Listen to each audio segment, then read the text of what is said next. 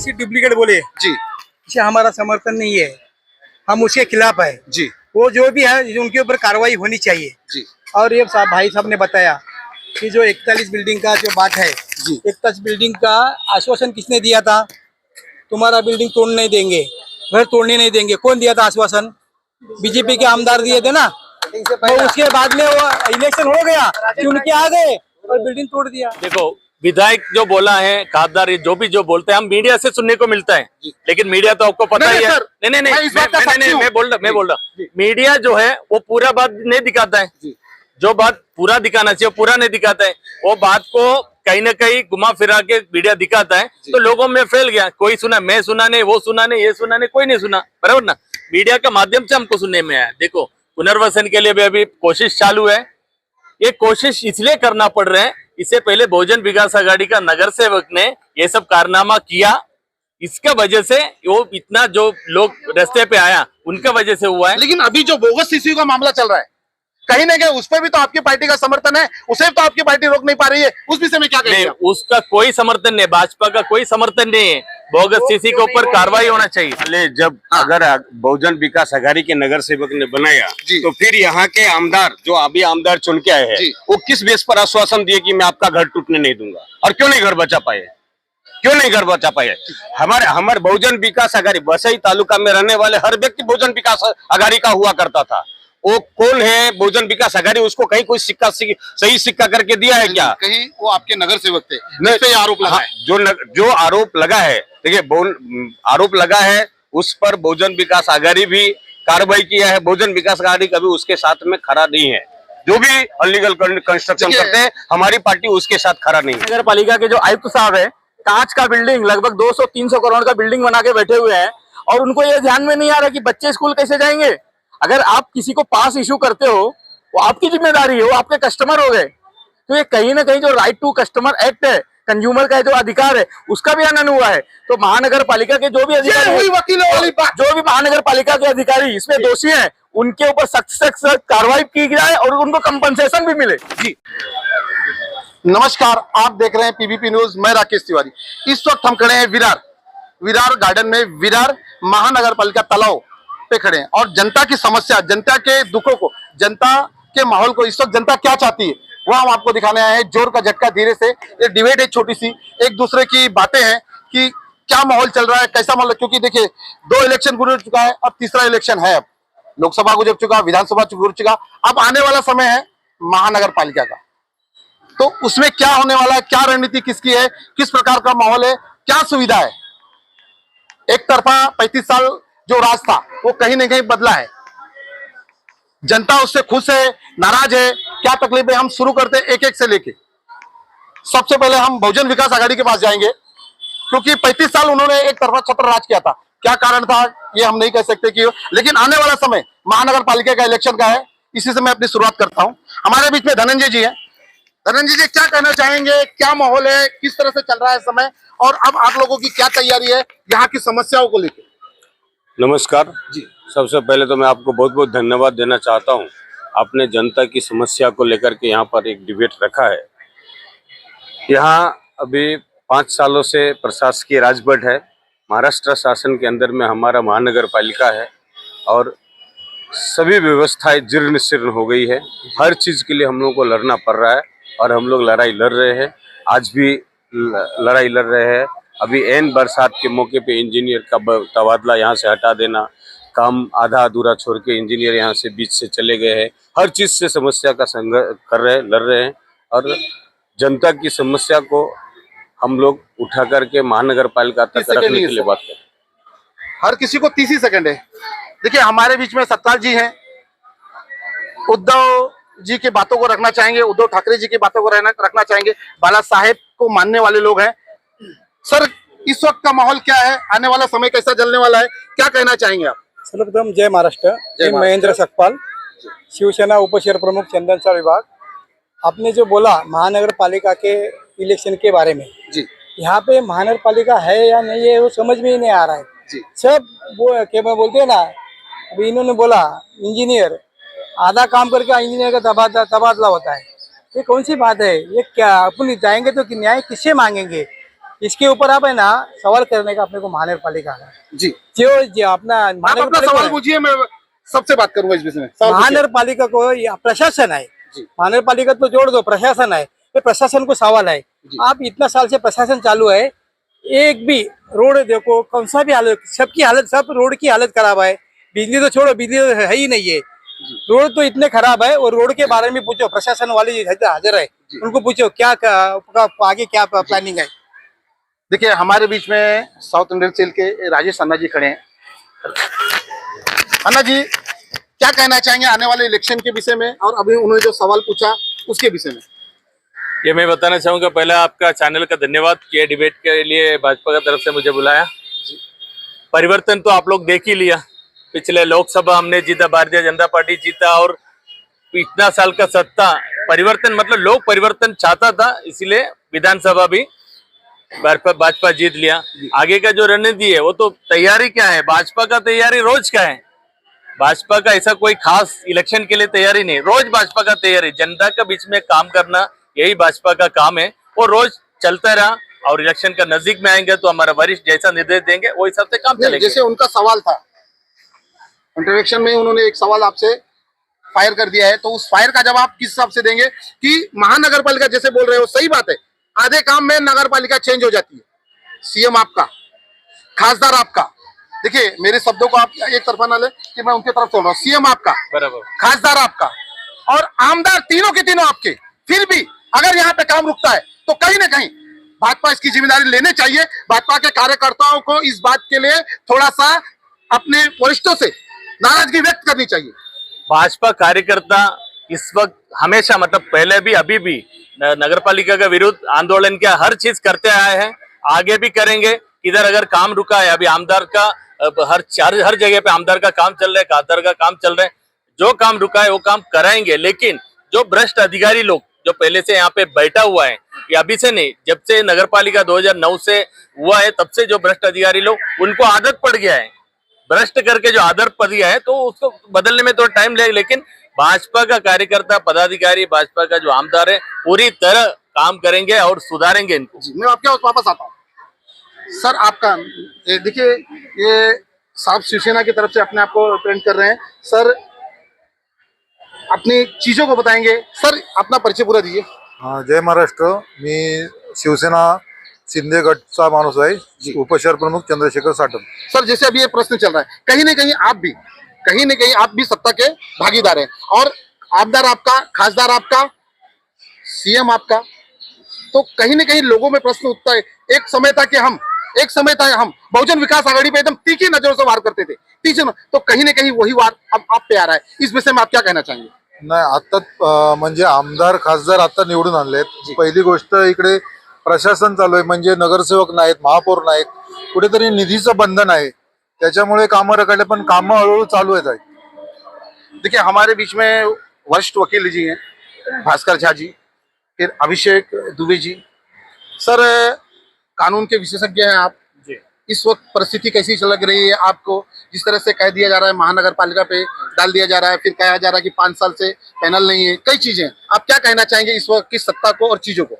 Sir मैं एक वकील के रूप में नहीं, मैं एक आम जनता के रूप में विरार में मैं इतने वर्षों से, 20-25 साल से यहाँ रह रहा हूँ, उस आधार पे बोलता हूँ कि यहाँ पे जब भी सिटी का शासन था नगर पालिका के ऊपर, तभी भी यहाँ पे इलीगल कंस्ट्रक्शन का काम चलता था, और बहुत सारी इलीगल बिल्डिंग बने, जैसे कि बीच में 55 बिल्डिंग का मामला आया, और ऐसे न जाने हजारों बिल्डिंग है। हमें ऐसा आशा था कि शायद सत्ता परिवर्तन हो जाए तो ये जो इलीगल कंस्ट्रक्शन का काम है इसके ऊपर रोक लगेगा। जो बिल्डर्स है जो इलीगल बिल्डिंग बांध रहे हैं, गरीब लोगों के नाम पे वो लोग पूरा बिल्डिंग बांध के रजिस्ट्रेशन करके लोन मार के बिल्डिंग बेच दे रहे हैं। जिस फ्लैट की वैल्यू, इलीगल फ्लैट की वैल्यू 0 है, मैं बोलूँगा 0 है, उस फ्लैट को ये लोग 20-20 लाख में बेच देते हैं। बाद में लोग लोन नहीं भर पाते, बिल्डिंग टूट जाती है, एक फ्लैट बहुत सारे लोगों को बेचते हैं। ऐसी हालत है यहाँ पे। और यहाँ नगर पालिका के जो ऑफिसर्स है, अभी देखो आपने यहाँ पे ईडी का रेड पड़ा था, तो ये लोग पैसे बनाते जा रहे हैं इलीगल बिल्डिंग के ऊपर, और यहाँ के जो रहवासी है उनके साथ खिलवाड़ हो रहा है। इसके ऊपर कोई कार्रवाई नहीं हुआ, कोई भी काम नहीं हुआ। बीजेपी का शासन आ जाने के बाद भी कुछ भी ऐसा कुछ बदलाव देखने को नहीं मिला है। देखिए भास्कर जी ने अपनी बातें थोड़ों में बहुत कुछ बोल दिया है। थोड़े शब्दों में भास्कर जी ने थोड़े शब्दों में भास्कर जी ने बहुत कुछ बोल दिया है। अब देखना यह है, मैं दोनों पार्टी से, जो सत्ता में है और जो सत्ता में नहीं है, दोनों से पूछूंगा इस पे आप लोगों ने क्या किया और क्या तैयारी है, चीजें क्या है। मैं आता हूं फिर से धनंजय जी के पास। धनंजय जी, जैसे इन्होंने अभी आरोप लगाया है, एक आम जनता होने के नाते क्या इस विषय में आप कुछ कहेंगे कि जो बोगस सीसी बनाई जा रही है, बोगस बिल्डिंगों का काम हो रहा है, उस विषय में आप क्या कहेंगे? सभी बोगस, जितने भी बोगस काम हो रहे हैं उस पर सभी पर कार्रवाई होनी चाहिए।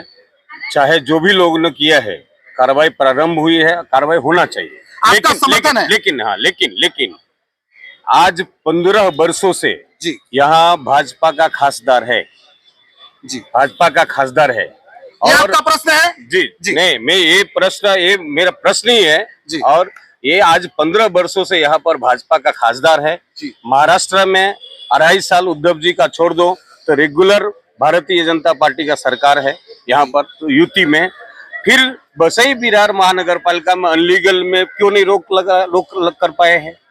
5 साल हो गए, आज भी बोले 15 साल से तो आपका ये सीधा सवाल भाजपा से? जी बिल्कुल। और दूसरा एक और सवाल है कि इन्होंने इलेक्शन की तैयारी, जैसे पंतप्रधान इलेक्शन की तैयारी कर रहे हैं, ऐसे ये लोग भी खाली इलेक्शन की तैयारी करती है, बाकी कोई परिवर्तन नहीं है, खाली इलेक्शन का परिवर्तन सोच रहे हैं। तो ये जनता सब जानती है इनकी। अन्ना जी, इनके सवालों का जवाब आप तीखे शब्दों में नहीं, किस तरह देंगे मुझे मालूम नहीं, लेकिन शब्दों की मर्यादा रखते हुए बोलिए। मैं बोलना चाहता हूँ, अभी जितना भी इलीगल कंस्ट्रक्शन यहाँ पे हुआ है, लोड बेयरिंग हो जो भी हो, ये पहले ये चेक करो कि कितना एमआरटीपी किसका ऊपर हुआ है, किसका एफआईआर किसका ऊपर हुआ है, कौन सा पार्टी का नेता का ऊपर हुआ है, कौन सा पार्टी का कार्यकर्ता का ऊपर हुआ है। 41 बिल्डिंग जो मामला है वो मामला कौन सा पार्टी का है, वो नगर सेवक कौन सा पार्टी, बीजेपी का था? नहीं, वो बिल्कुल बहुजन विकास आघाड़ी का नगर सेवक के ऊपर हुआ। और जितना भी इलीगल कंस्ट्रक्शन हुआ है वो पूरा चेक करो ना, पूरा चेक करो, उसका माहिती निकालो, पता चलेगा किसका ऊपर एमआरटीपी हुआ है। ये आपका प्रश्न जी सर। देखिए, गंभीर प्रश्न किया है उन्होंने 41 बिल्डिंग के मुद्दे। मेरी बात सुन लीजिए, 41 बिल्डिंग के मुद्दों में उन्होंने एकदम गंभीर प्रश्न आपसे किया है। और 41 बिल्डिंग वाले जब अगर बहुजन विकास आघाड़ी के नगर सेवक ने बनाया तो फिर यहाँ के आमदार, जो अभी आमदार चुन के आए हैं, वो किस बेस पर आश्वासन दिए कि मैं आपका घर टूटने नहीं दूंगा? और क्यों नहीं घर बचा पाए? हमारे बहुजन विकास आघाड़ी बसई तालुका में रहने वाले हर व्यक्ति बहुजन विकास आघाड़ी का हुआ करता था। वो कौन है बहुजन विकास आघाड़ी? उसको कहीं कोई सिक्का सही सिक्का करके दिया है क्या? कहीं वो आपके नगर सेवक थे, इस पे आरोप लगा है। जो आरोप लगा है, देखिए आरोप लगा है उस पर बहुजन विकास आघाड़ी भी कार्रवाई किया है। बहुजन विकास आघाड़ी कभी उसके साथ में खड़ा नहीं है। जो भी अनलीगल कंस्ट्रक्शन करते हैं, हमारी पार्टी उसके साथ खड़ा नहीं है। उद्योग ग्रुप से कुछ बातें आई है सर, बोलिए।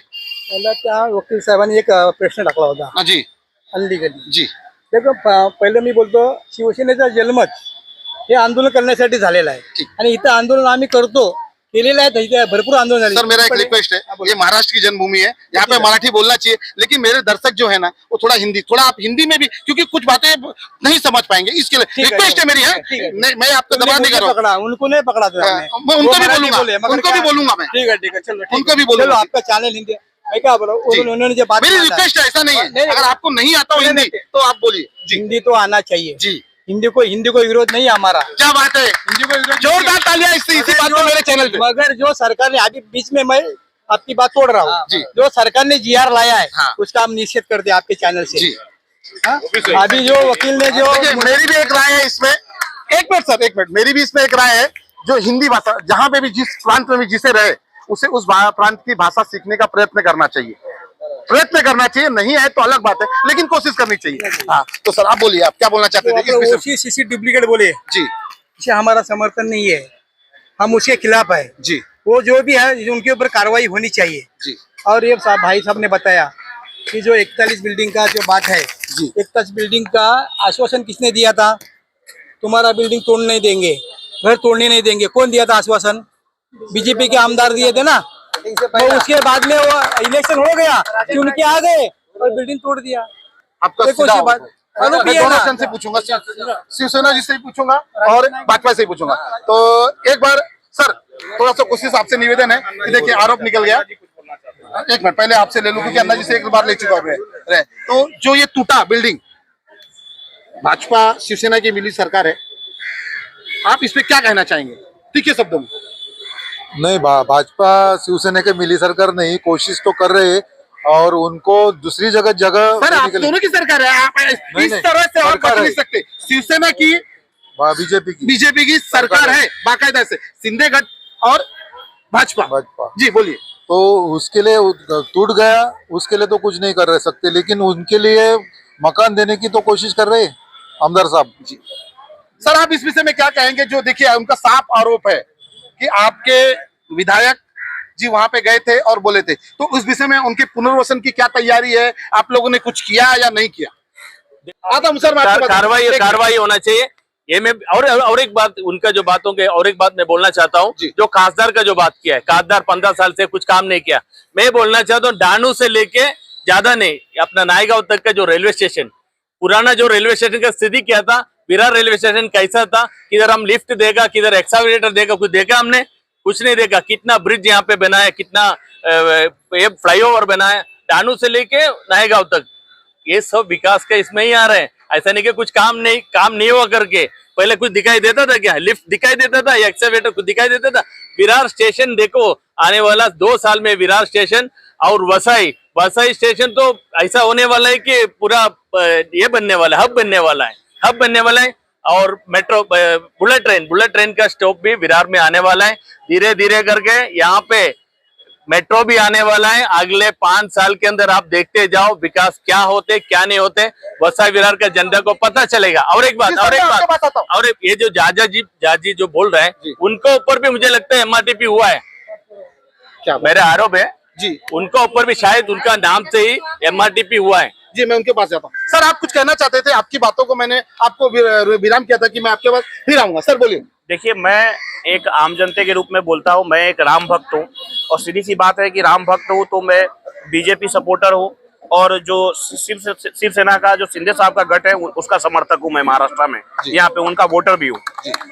लेकिन मुझे मेरी खुद के सरकार से ये शिकायत है कि यहाँ पे लोकल लेवल पे सत्ता परिवर्तन हो जाने के बाद भी लगातार रजिस्ट्रेशन ऑफिस है जहाँ डॉक्यूमेंट की रजिस्ट्रेशन होती है, पैसा दे के 50,000 रुपया दे के फोर्ज OCCC लगा के रजिस्ट्रेशन हो रहा है, लोन मार के गरीब लोगों को फंसाया जा रहा है और इस पे अभी तक कोई रोक नहीं हुआ है। यहाँ का जो कमिश्नर है, BMC का कमिश्नर है, ये लोग पैसा खा रहे हैं कंटिन्यू और इलीगल कंस्ट्रक्शन के ऊपर अभी तक कोई रोक नहीं हुआ है और इसके ऊपर तुरंत कार्रवाई करने की जरूरत है। देखिए अभी एक आरोप लगाया था हमारे भाई ने, तो उसी विषय में हम आ रहे हैं धनंजय जी के पास। धनंजय जी देखिए अभी उन्होंने एक गंभीर आरोप लगाया, उसका आपको उत्तर देना चाहिए। जैसे कि उन्होंने बोला कि MIDP आप पे लगी हुई है, ये किस तरह से लगी, क्या लगी, आप उसका कुछ वर्णन दे सकते हैं क्या? देखिए मैं यहाँ पर अभी डिबेट में हूँ, व्यक्तिगत में ज्यादा बोलूंगा तो मजा नहीं होगा। मैं शॉर्ट में इतना बोल देता हूँ कि मैं यहाँ 2000 से रहता हूँ। एक भी झोपड़ा या बिल्डिंग किधर भी, आप लोग भी इधर ही रहते हो, आप लोग पता कर लो कि हमने कभी कोई बनाया हो किया हो। ये हमारे खिलाफ एक साजिश था, जो षड्यंत्र था जिसको आज तक मेरे लाख प्रयास करने के बाद कम से कम 4 साल के बाद तो चार्जशीट दाखिल हुई। चार्जशीट दाखिल नहीं कर पाए इन लोगों ने, तो ये किसी पर भी कंप्लेन कर सकते हैं, उससे नहीं होगा। हमने अभी चार्जशीट दाखिल हमने करवाया जबरदस्ती कमिश्नर को बोल करके। कमिश्नर साहब से हमने रिक्वेस्ट किया गया इस पर काम किया जाए और आइए बदनाम करने की जो है हमारे ही लोग थे जो एक तरह से हमको फंसाने का प्रयास किया था। बशीर जी आए, बशीर जी देखिए जिनके शीशे के घर होते हैं ना दूसरे पे पत्थर नहीं मारा करते, कहीं ना कहीं ये बात, और आप भी कहीं रियल एस्टेट से जुड़े हुए हैं। सर जो उन्होंने आरोप लगाया कि आज भी बाकायदा से 50,000 रुपया देके, गंभीर आरोप एक वकील जी ने लगाया है कि आज भी रजिस्ट्रेशन होता है और गरीबों के खून पसीने की कमाई फंसाई जाती है। इस विषय में आप क्या कहेंगे? मैं तो यही बोलना चाहूंगा, पेशे से वकील साहब है तो अच्छे याचिका दाखिल कर सकते तो लोगों का विकास भी होगा और लोग इससे गुमराह होने से बचेंगे उनके माध्यम से। हम उनके समर्थन में आ जाएंगे, कोई दिक्कत नहीं है। मैं आपको एक बात बताऊं, बीच में 350 बिल्डिंगों का डमी सीसी का एक मुद्दा निकला था, उजागर भास्कर जी ने ही किया था उसको, तो इस विषय में आपकी तीखी राय होनी चाहिए इस विषय में। देखो मैं वही बोलता हूँ, भास्कर जी के हमारे अच्छे ताल्लुकात है, मैं वो नहीं बोलता हूँ कि उन्होंने जो मुद्दा उठाया वो गलत था। मुद्दा उठाया, मुद्दे के अंजाम तक पहुंचाया और आरोपी को अंदर भी गए, लेकिन आरोपी को छुड़ाने का काम किसने किया, वो चीजों भी देखनी चाहिए। ठीक है, लेकिन व्यक्तिगत बात आज की जो डिबेट है, मुझे लगता है लोगों की समस्या को लेकर, लोगों की प्रॉब्लम्स को लेकर और वार्ड वाइज के जो समस्या चल रहे हैं, और अभी ज्यादा करके नशे पे जो माहौल खराब हो रहा जी। है, पूरे ईस्ट हो वेस्ट हो, बात एक ही है। लेकिन नशे को लेकर जो पब्लिक में प्रॉब्लम्स हो रही है, और अभी इलेक्शन का जो माहौल आकर जो बारिश के मेंढक बाहर आके अभी सब चीजें करेंगे, इतने सालों में सर, लोगों आपसे ने एक ही काम बोलूंगा। क्या किया? नहीं, नहीं सर, मर्यादा को आप क्या- नहीं, शब्दों नहीं, की नहीं, मर्यादा एक है। ध्यान में ना, ना, रखो, एक ध्यान आपसे में निवेदन है। रखो, एक ध्यान तीखे में- शब्दों में एक ध्यान में शब्दों की रखो, मर्यादा रखिए। एक ध्यान में किसी भी रखो। शब्द को आप मैं शब्द में क्या रखिए। बोलता हूँ, आपके चैनल के माध्यम से ये चीजें बताने की कोशिश कर रहा हूँ हाँ। कि लोगों पे कोई चीजें थोपो आप मत। तीखी प्रक्रिया काम कीजिए, को लेकिन काम को शब्दों की लेकर- मर्यादा रखिए। काम को मेहनत का लेकर शब्द आपको नहीं काम बोलना को चाहिए, क्योंकि लेकर आप भी एक मैं समाज क्या सेवक हैं। बोलता हूँ, मैं किसी पॉलिटिशियन को लेके नहीं बात कर रहा हूँ, जी। मैं लोगों के बीच की बात रखने की बात कर रहा नहीं, हूँ। लेकिन किसी- शब्दों की मर्यादा रखिए आप। आपको वो चीजें समझ में नहीं आई रहेगी, सर, इसलिए आपने वापस मेरे मैं- शब्दों का वापस- इस्तेमाल किया। हाँ, तो मैं इसके लोगों लिए की क्यों- समस्या सामने वाला भी इस तरह लोगों की से समस्या शब्द बोल रखने सकता है। वाली बात बता रहा हूँ, जी। लोगों की समस्या मैं रखने वाली आता हूँ बात आपके बता पास, रहा इसी हूँ। बात उस के विषय साथ में- पे जी। डिबेट होना चाहिए, मेरे को ये लगता है। डिबेट कैसा है, लोगों के हम अपने मर्जी से कोई प्रश्न नहीं रखा हमने। प्रश्न यहाँ से उठा, मेरे प्रश्न अभी बाद में आएंगे, प्रश्न यहाँ से उठा तो उत्तर चलते गए। सर, मैं आपके पास आने मैं आपके पास आया नहीं। अभी जो इतनी बातें हुई सबको मुझे 30-30 सेकंड देना चाहिए, लेकिन कहीं कहीं ज्यादा चला जा रहा है। मैं माफी चाहूंगा, आपसे ये निवेदन करना चाहता हूँ, इतनी बहस हुई, इसमें आपको क्या और कैसा लगा? अभी जो अपना बिल्डिंग का शीशे वो चीज के ऊपर बहस चल रहा है, जी। दोनों भी उसमें है, दोनों को गलती है उसमें। तो पहला इनका ही राज था, अब इनका राज आ गया, तो इनका भी गलती है ना। मतलब एक मैं शब्दों में बोलूंगा, अगर मेरे गलत शब्द हो तो माफी चाहूंगा। चोर चोर मौसेर बारी एक कहावत है, कहीं वो तो नहीं आप बोलना चाहते? दोनों भी वैसे है ना, दोनों को भी आरोप कर रहे हैं हम लोग। जी। और बात इन्होंने एक मुद्दा बताया था कि परिवर्तन, जी। परिवर्तन क्या है? लोकसभा में परिवर्तन किया, लोकसभा तुम्हारी आ गई। महाराष्ट्र में परिवर्तन किया, सत्ता तुम्हारी आ गई। अभी यहाँ पे भी तुमको परिवर्तन चाहिए, काय के लिए? क्या लोगों का विकास किया? जो भी योजना लाई वो पूरी नहीं हुई। सब योजना आदि, इधर का पैसा उधर, उधर का पैसा इधर। और किसको घर दिया, इनका नाम बताओ। अभी जो बिल्डिंग तोड़ा है 41 का, किसको घर दिया, इसका अभी नाम उन्होंने बताओ। बोला इसकी से प्रक्रिया चल रही है, प्रक्रिया चल रही है, अभी दिया नहीं किसी को। ठीक है। जी सर, क्या बोलना चाहेंगे आप? मैं बोलना चाहेगा, जी। अभी अभी भाजपा को आमदार अभी आया, बराबर ना, नवंबर से आमदार आया, अभी काम चल रहा है। मैं बहुजन विकास आघाड़ी का पदाधिकारी कार्यकर्ता को मैं सीधा पूछना चाहते हैं, इससे पहले सर, मैं अभी आपसे नहीं, प्रश्न नहीं नहीं, मैं बता, तो मेरे भी प्रश्न नहीं, पूछे, मैं बता रहा- आप प्रश्न ना पूछे, प्रश्न नहीं खाली पूछ रहा उत्तर हूं। दे दीजिए। मेरे बोलने का मतलब ऐसा, मुझे 5 विकास काम बताओ वसाई विरार के अंदर। इतना साल तुम्हारा आमदार था वसाई विरार में, 5 विकास काम मुझे बताओ वसाई विरार के अंदर, 5 विकास काम मुझे बताइए। ठीक है, मैं आपकी बातों में बाद में रखूंगा। फिलहाल मेरी भी बात एक कुछ है, जैसे जनता की समस्या, प्रथम काम तो जनता की समस्या, और जनता की समस्या क्या क्या है। देखिए, कल मैं एक छोटे छोटे बच्चों से मिला हूं, इतने इतने बड़े बच्चों से, और उनके कंधे पे जो बैग था ना, एक 9 किलो का या 10 किलो का होगा, और वो बच्चे सभी पार्टी यहाँ पे हैं, उसको कौन करके देता है ये मायने रखता है। 8 साल से शुरू बच्चे, 5 साल से शुरू बच्चे, और वो बच्चे 13 से 14 साल या 15 साल के बच्चे तक थे। 10 किलो का बैग कंधे पे डाल के 9 किलोमीटर आर्मी वाला ही चल सकता है। जो थोड़े बच्चे चल रहे हैं, अगर पैर कोई एक आदमी चले ना, उसके पैर में छाले आ जाएंगे, लेकिन वो बच्चे चल रहे हैं, और प्रशासन ने वहां की बस इस वक्त बंद कर दी। स्कूल कहते हैं उसमें ज्यादातर लड़कियां हैं, 200 से 250 लड़कियां हैं, बच्चे मतलब दोनों लेडीज और जेंट्स मिला के।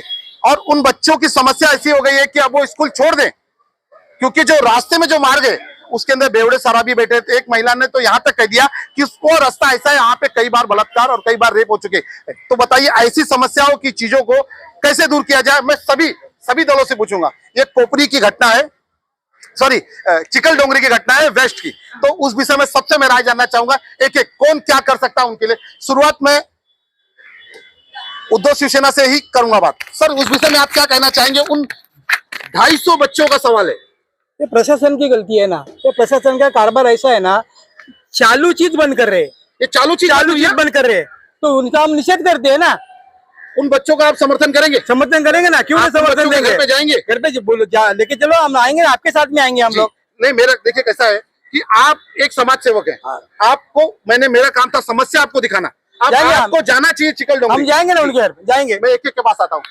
धनंजय जी, ये कल समस्या मेरे नजर में आई है, और मैं देखिए वो लेडीज ना, मेरी कोई रिलेशन नहीं है, मेरी कोई कुछ नहीं, लेकिन बोलते बोलते ना उसके आंख में आंसू आ गए थे दोस्त, प्रिय मित्र, उसके आंख में वो अपनी भावना प्रकट नहीं, बस अब रो देगी, ये भावना थी उसकी। हमने आपके ही चैनल पर देखा तो मुझे जानकारी मिला कि उधर बस बंद कर दिया गया है।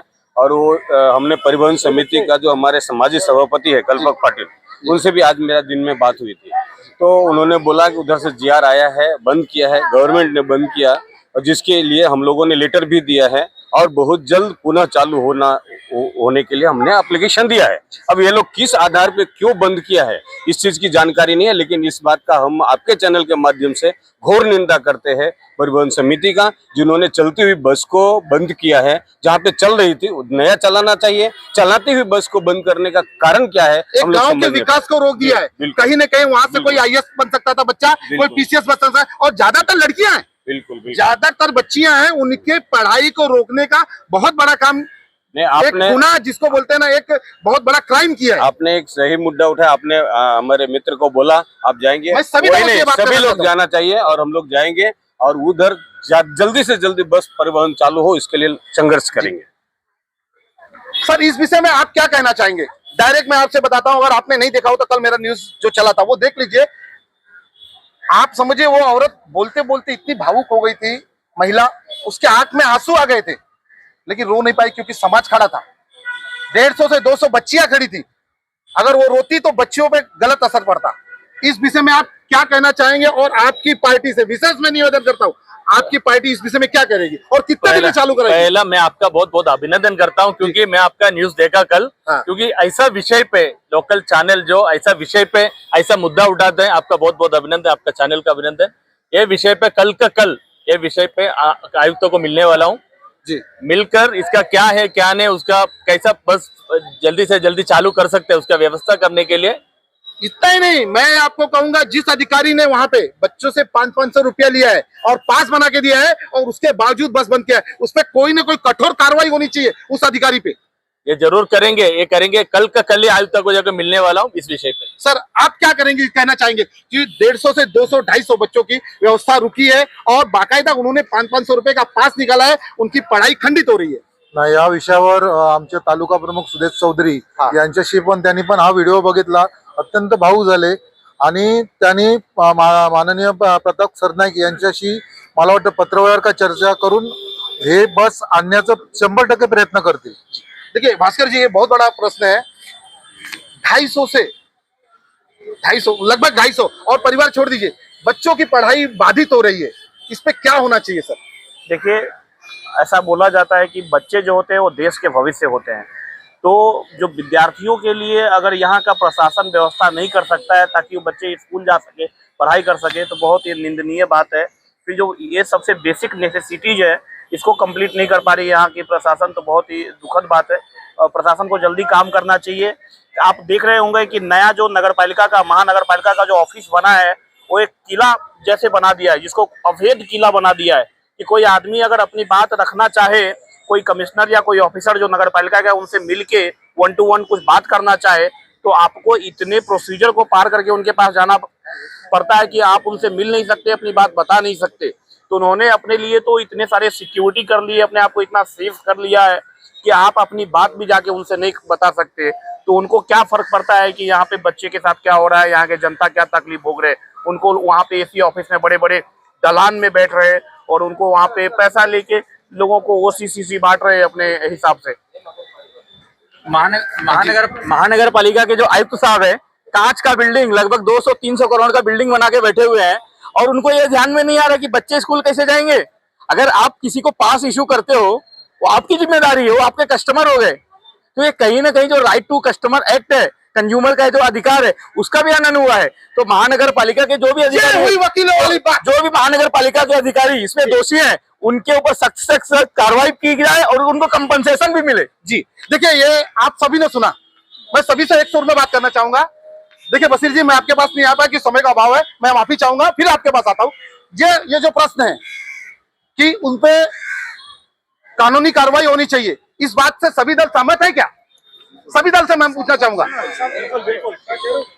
उनको जो भी जिसके पास भी इसका अधिकार हो, उसको इस विषय में दंड, उस पर एफआईआर दाखिल होना चाहिए या जो भी उसने गुनाह किया वो होना चाहिए। बशीर भाई, इस विषय में आप बोलिए। मैं एक ही बोलता हूँ, पीछे 35 सालों से जो वहाँ पर मारमल पाड़ा चिकल डोंगरी रोड पर जो बच्चों को सीखने के लिए 9 किलोमीटर आगाशी जाने वाला रास्ता था, और वो रास्ते के लिए हितेंद्र ठाकुर साहब ने बसेस चालू की थी बहुजन विकास आघाड़ी के माध्यम से, पर्यावरण में जो लेटरबाजी वगैरह जो भी करके वो बच्चों को कम दर्जे पे पास बनाकर और महानगर पालिका और आमदार फंड से ये काम करवाया था। इतने सालों में चल रहा था, ये अचानक परिवर्तन चाहिए था लोगों के परिवर्तन के अंदर तुमने देखा, मतलब आपका चेंज होने के आरोप बाद- है क्या ये? आरोप नहीं, खुला आरोप है।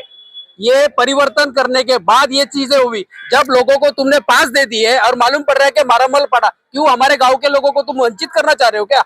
यहाँ के भूमिपुत्र को तुम वंचित करना चाह रहे हो, तो ये होने देंगे नहीं। महानगर पालिका के ऑफिसर को भी ठीक करेंगे और सत्ताधारी पार्टी को भी ठीक करेंगे, ये मैं बोलता हूँ। सर देखिए, जैसे उन्होंने बोला, इस विषय में आपकी क्या राय है? और ये देखिए गंभीर विषय, हम भी कल है ना, कल सोमवार है जी। हम भी आयुक्त से मिलके ये जो बात है ये स्कूल वाली अपना बस वाली जी। वो बस का पाठ पूरा करेंगे हम जी। देखिए आप भाजपा के नेता हैं, वरिष्ठ हैं, लेकिन कहीं ना कहीं ये बदले की राजनीति मुझे भी दिख रहा है। मैं किसी का पक्ष लेके नहीं बोलता। देखिए आप इस वक्त सत्ता पे हैं, मुख्यमंत्री आपका, उप मुख्यमंत्री सभी के साथ में बोल रहा हूं, उप मुख्यमंत्री आपका, खासदार आपका। मेरी बातों को अन्यथा न लीजिए कि मैं आपको टारगेट कर रहा हूं सर। सब चीजें आपके, पक्ष आपका, आपके पास पूरी ताकत। विधानसभा आपका, केंद्र आपका, राज्य, लोकसभा इनका है, विधानसभा इनका है, राज्य इनका है, केंद्र इनका है, फिर भी क्यों नहीं परिवर्तन हो रहा है? सिर्फ ये लोग जमीन पे काम ही नहीं करते हैं। देखिए इस बात को आप कहां तक लेके जाएंगे, किस हद तक लेके जाएंगे, मुझे ये नहीं मालूम, लेकिन मुझे ये मालूम है आपसे कि आप कुछ ऐसा उत्तर देंगे और कितने दिन में कैसे इस काम को करवा के देंगे, मुझे ये आपसे ये मैं बताना चाहता हूँ कि ये जो म्युनिसिपल कमिश्नर या उनका अधिकारी कोई भी डिसीजन लेने से पहले आमदार या कास्तार से पूछ के नहीं डिसीजन लेते। ये गलत है। नहीं, मैं बताना चाहता हूँ, ऐसा कुछ अधिकारी लोग हैं, उनका मनमानी करता है, ये मनमानी है, उनका मनमानी से हुआ है। ऐसा कोई खासदार आमदार क्या ये बस रुकाने के लिए उन लोग ये करेंगे? कभी नहीं करेंगे। लेकिन ये मनमानी अधिकारी किया है, उसके ऊपर कार्रवाई होंगे। इसका खिलाफ जब तक नहीं होंगे हम उनका पीछे लगेंगे। आपसे निवेदन है मेरा, देखिए आप नहीं करेंगे तो मैं करूंगा सर। जो मैं एक पत्रकार, एक समाज सेवक और यहाँ का रहवासी होने के नाते उन महिलाओं और बच्चों का दर्द देख के उस वक्त मैं भी रोया नहीं, मेरे आंख में आंसू आ गए थे। देखिए जो भावुक, जिसके अंदर भावना होगी वही आदमी इमोशनल होगा, और जो पत्थर होगा वो कभी नहीं बोलेगा। उस वक्त का जो माहौल था, मुझे बहुत तकलीफ हुई। तो मैं सभी से आह्वान करूंगा, सर्वदलीय इस मामले में, सर्वदलीय अगर कहीं मोर्चे की जरूरत पड़ी तो आप लोग एक साथ में आएंगे कि नहीं? सभी से चाहूंगा, सभी से चाहूंगा मैं, हम लोग पूरा, आप अपनी जो भी कानूनी प्रक्रिया में आप मदद करेंगे इस विषय में। जी, ये सर्वदलीय है, सर्व लोगों के लिए है, सबकी समस्या है। अब मैं नए प्रश्नों पे आना चाहता हूं। जो प्रश्न हो गए, चीजें हो गई, कैमरामैन से कहूंगा सबके सामने ले, थोड़ा सा आगे जाए। कहीं ना कहीं वसई विरार नशे का एक गढ़ माना जा रहा है, और इस बात के कई जगह मेरे पास वीडियो है, फुटेज है, चीजें हैं। 14 साल के बच्चे को गांजा दे दिया जाता है। 14 साल के बच्चे को बाकायदा से कहां इस वक्त भले रोक लगाया होगा कहीं ना कहीं मेरी सूचना के बाद, लेकिन गांजा, चरस, दारू, हाथ भट्टी, वसई विरार में यहाँ पे कोई इस चीजों पर रोक नहीं है। अगले डिबेट में मेरा यही सवाल होगा, मेरा यही प्रश्न होगा सभी समाज वालों से, समाज के लोग जो समाज के ठेकेदार बनते हैं, समाज के हित में काम करते हैं, उनसे मेरा यही सवाल होगा अगले डिबेट में। इसी के साथ मैं अपने शब्दों को विराम देता हूं। जय हिंद, जय महाराष्ट्र।